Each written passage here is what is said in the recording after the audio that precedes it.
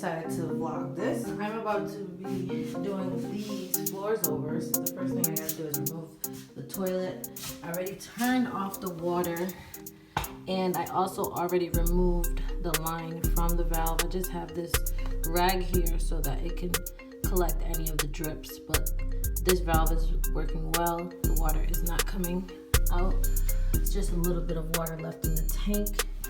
I already flushed it. That water will go down once I take the toilet.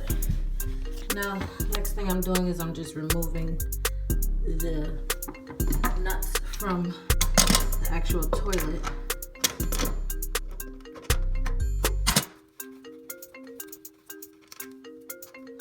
Okay, I'll put these things right here. This next one, I already started that one, so.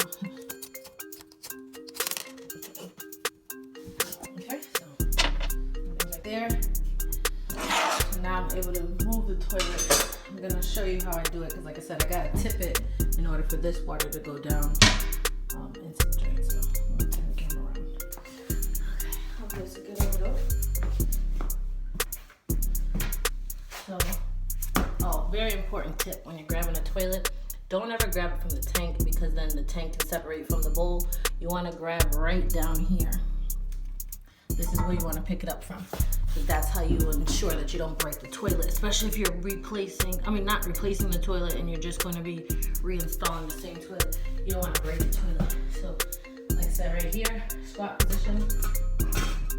And I'm going to tip it so that the bowl can drain out. It don't seem to be draining out. Okay. Toilet is removed. I'm gonna walk over here in the toilet. Y'all watch me duck walk.